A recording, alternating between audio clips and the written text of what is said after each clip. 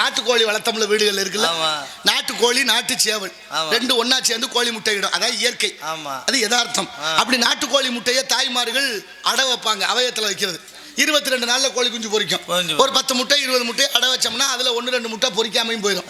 பொரிக்காத முட்டைக்கு பேர் என்ன? கூமுட்டை. பொரிக்காத முட்டை கூமுட்டை. அந்த கூமுட்டை பொரிச்ச முட்டை ஓடு எல்லாத்தையும் தூக்கி தெருவில் கொட்டிடுவாங்க எங்க ஆத்தாமாருங்க.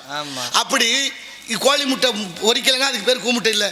இன்னைக்கு தமிழ்நாட்டில் கிடைக்கிற கோழி முட்டை எங்க இருந்து கிடைக்குது? நாமக்கல் முட்டை மாநகரம். நாமக்கல்ல இருந்து கோழி முட்டை தமிழ்நாட்டுக்கு மட்டும் இல்ல, உலக அளவில் ஏற்றுமதி ஆகுது. உலக அளவில் ஏற்றுமதி ஆகக்கூடிய அந்த கோழி முட்டை தானே? கோழி முட்டை தான், ஒன்றும் மாற்றம் இல்லை. இல்ல இல்ல அடை வச்சா கோழி குஞ்சு பொரிக்குமா? அது எப்படி பொரிக்கும்? ஏன் பொரிக்காது? அது வந்து கோழி முட்டை தானே. ஆமா, அடை வச்சா கோழி குஞ்சு பொரிக்கணும் இல்ல? பொரிக்கணும். சரி, பொரிக்கலன்னா அந்த முட்டைக்கு பேர் என்ன? கூமுட்டை. அப்ப கூமுட்டையே சாப்பிடுறீங்களா நீங்க எல்லாம்? யாரு?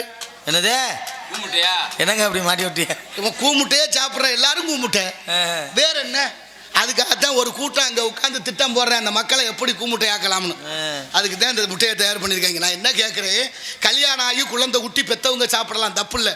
நாளைய சந்ததியை உற்பத்தி பண்ணக்கூடிய சின்ன தளிர்கள், ஆண் குழந்தைகள், பொம்பளை பிள்ளைகளுக்கு இந்த கோழி முட்டையை கொடுக்கக்கூடாது. எந்த கோழி முட்டையை? நாமக்கல்லேருந்து வர்ற முட்டையை கொடுக்க. விருத்தி ஆகணும் இல்லை?